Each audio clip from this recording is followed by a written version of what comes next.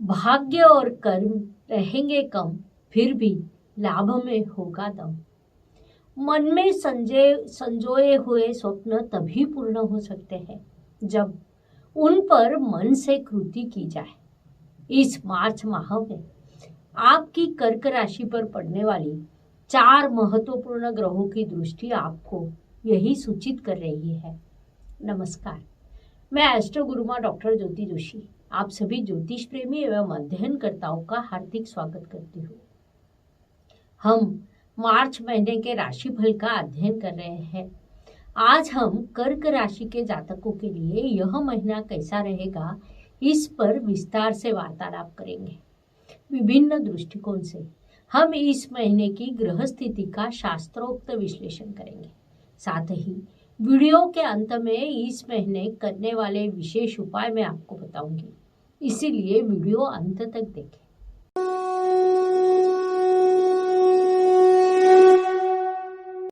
व्यक्तित्व की दृष्टि से विचार करें तो राशि पर पड़ने वालों ग्रहों की दृष्टि महत्वपूर्ण होती है।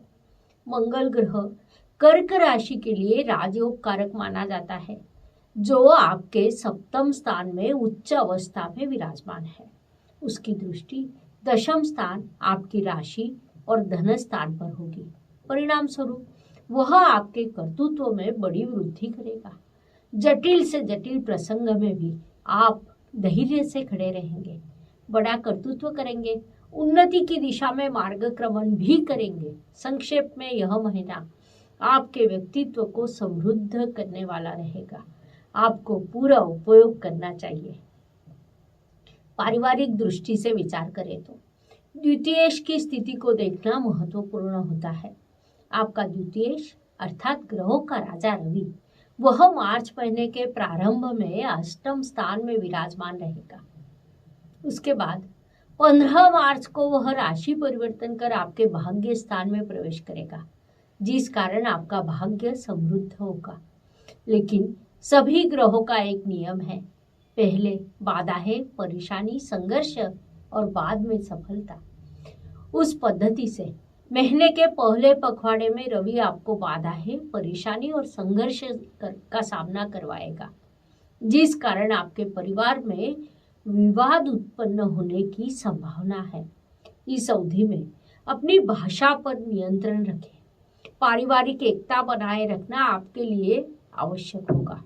महीने का दूसरा पखवाड़ा पारिवारिक एकता की दृष्टि से, आर्थिक लाभ की दृष्टि से आपके लिए शुभ एवं लाभकारी सिद्ध होगा।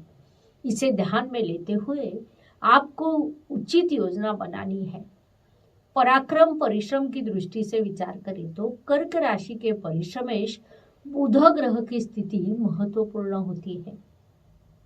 बुध ग्रह महीने के प्रथम सप्ताह में सप्तम स्थान, दूसरे और तीसरे सप्ताह में अष्टम स्थान, चौथे सप्ताह में भाग्य स्थान में जाकर नीच अवस्था को प्राप्त होगा। कुल मिलाकर उसकी यह यात्रा आपके परिश्रम को भंग करेगी, अर्थात आप किसी काम का प्रारंभ करेंगे, अचानक से काम की दिशा को बदल देंगे। उसके बाद आप दूसरे काम को आप प्रारंभ करेंगे और तीसरी दिशा की ओर बढ़ेंगे। ऐसा कुछ आपके साथ होने की संभावना है, जिस कारण किसी भी काम का प्रारंभ करने से पहले उसकी उचित योजना बनाएं। यह सलाह आपको दी जाती है।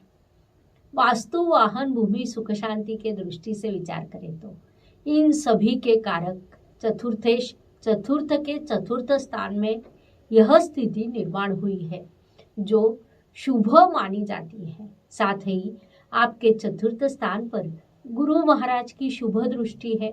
यह भले ही सत्य हो, लेकिन उनकी दृष्टि समग्रह के राशि से और चतुर्थेश भी समग्रह के राशि में विराजमान है, जिस कारण वास्तु योग अवश्य निर्माण होंगे।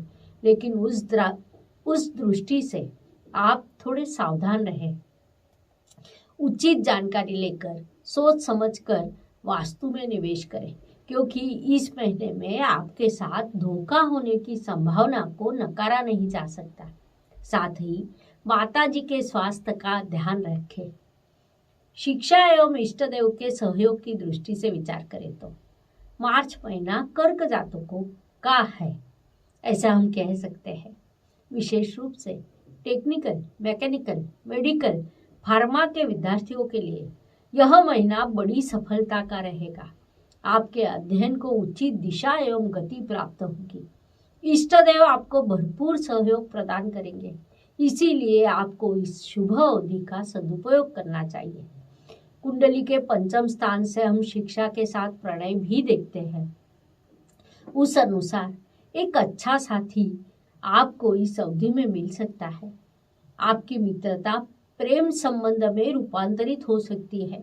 यहाँ तक कि प्रेम विवाह होने की संभावना आपके लिए बनी रहेगी। संक्षेप में प्रेम वीरों के लिए यह महीना महत्वपूर्ण एवं लाभकारी सिद्ध होगा, जिसका आपने पूरा उपयोग करना चाहिए। Please like, share and subscribe the channel और हाँ, बेल आइकॉन दबाना ना भूलें। धन्यवाद। स्वास्थ्य, कर्ज, प्रतिस्पर्धी शत्रुओं की दृष्टि से विचार करें तो यह महीना कर्क जातकों के लिए सर्वार्थ से नकारात्मक रहेगा। इस अवधि में आपको सावधान रहना होगा, क्योंकि आपके षष्ठेश गुरु महाराज अष्टम स्थान में विराजमान है। उनकी यह स्थिति आपके लिए परेशानी का कारण बन सकती है, अर्थात यह स्थिति थोड़े समय के लिए रहेगी, क्योंकि 13 अप्रैल को गुरु महाराज राशि परिवर्तन कर आपके भाग्य स्थान में प्रवेश करेंगे। वहां से बड़े बदलाव होने शुरू होंगे, लेकिन तब तक आपको सावधानी से भूमिका लेनी चाहिए। इस अवधि में कोर्ट कचहरी की दहलीज चढ़ने का विचार भी न करें। स्वास्थ्य का उचित ध्यान रखें, वह आपके लिए लाभकारी रहेगा। नौकरी एवं व्यवसाय की दृष्टि से विचार करें तो जो कर्क जातक व्यवसाय में है, उनके लिए यह महीना उन्नतिदायक होगा, ऐसा हम कह सकते हैं। व्यवसाय वृद्धि के नए अवसर आपको प्राप्त होंगे। इसके विपरीत स्थिति नौकरी करने वाले जातकों के संदर्भ में रहेंगी। उनके लिए यह महीना संघर्ष, बाधाएं, परेशानियों से भरा रहेगा। ऑफिस में काम करने वाले सहकर्मी आपको बिना कारण ही परेशान करने का प्रयास करेंगे। वरिष्ठ आपके अच्छे काम को नजरअंदाज करेंगे। यहाँ तक कि आपकी किसी चूक के संदर्भ में बार बार सूचित करेंगे। कुल मिलाकर नौकरी करने वाले कर्क जातकों के लिए महीना जरा संघर्ष का रहेगा। भाग्य की दृष्टि से विचार करें तो आपके भाग्येश भाग्य के व्यय स्थान में विराजमान है। महत्वपूर्ण बात है कि वहां उनके समग्रह की राशि आती है। इस स्थिति का अर्थ है कि आपको भाग्य का उचित सहयोग नहीं मिलेगा, लेकिन उसमें और एक महत्वपूर्ण बात है कि रवि ग्रह राशि परिवर्तन कर 15 मार्च को आपके भाग्य स्थान में प्रवेश करेगा। वहां से आपको सहयोग प्राप्त होगा। फिर भी भाग्य में प्रवेश करने वाले रवि पर शनि महाराज की दृष्टि होगी, जिस कारण रवि आपको अधिक कुछ नहीं देगा, ऐसा हम कह सकते हैं। संक्षेप में आपको भाग्य से पूरा सहयोग नहीं मिलेगा। परिणाम स्वरूप आपको कर्मों पर पूरा ध्यान केंद्रित करना है। कर्म की दृष्टि से विचार करें तो आपके कर्मेश कर्म के कर्म स्थान में विराजमान है, अर्थात दशमेश दशम के दशम स्थान में विराजमान है। उससे भी महत्वपूर्ण बात, वह उच्च अवस्था में है, जिसे हम अत्यंत शुभ स्थिति कह सकते हैं। लेकिन वहां उनके साथ 3 शत्रु ग्रह अर्थात शनि, शुक्र और बुध विराजमान रहेंगे। परिणाम स्वरूप आप बड़े परिश्रम से किसी काम का प्रारंभ करेंगे, लेकिन उसमें अनंत बाधाएं, परेशानियां उत्पन्न होगी। उसका सामना आपको करना है। यहाँ तक कि काम को छोड़ने की इच्छा आपके मन में उत्पन्न हो सकती है, जिस कारण एक काम को छोड़कर दूसरा काम शुरू करने का विचार आपके मन में उत्पन्न होगा। इस पूरी स्थिति को ध्यान में रखते हुए आपको अपने काम पर, कर्म पर ध्यान केंद्रित करने का सुझाव दिया जाता है। लाभ की दृष्टि से विचार करें तो आपके लाभ स्थान में राहु ग्रह विराजमान है। लाभ यह उपचय स्थान होने के कारण राहु को विशेष अच्छा लगता है, जिस कारण इस स्थान में राहु लाभ प्रदान करने के लिए बाध्य होता है। फलस्वरूप संघर्ष और विपरीत स्थिति होते हुए भी आपको लाभ अवश्य प्राप्त होगा। इसीलिए कर्क जातकों ने अधिक चिंता नहीं करनी है। कितनी भी संघर्ष की स्थिति क्यों न हो, फिर भी हर महीने प्राप्त होने वाला लाभ आपको निश्चित रूप से प्राप्त होगा। व्यय एवं परदेश गमन की दृष्टि से विचार करें तो आपका व्यय सप्तम स्थान में विराजमान है। महत्वपूर्ण बात है कि वह मित्र की राशि में है, मित्र एवं शत्रु ग्रह के साथ विराजमान है। ऐसी स्थिति निर्माण होने के कारण आपका बड़ा खर्च हो सकता है। कुछ खर्च यात्रा के लिए, कुछ खर्च पारिवारिक जिम्मेदारियों को पूर्ण करने के लिए। इसीलिए वह मानसिकता आपको पहले से बना लेनी चाहिए, उसकी उचित योजना भी बनाइए, वही आपके लिए लाभकारी रहेगा। जो कर्क जातक विदेश में स्थित है उनके लिए यह महीना सामान्य रूप से संघर्ष का रहेगा, लेकिन अप्रैल में स्थिति में बड़ा बदलाव होगा। इसीलिए संघर्ष की अधिक चिंता न करते हुए धैर्य से सामना करें।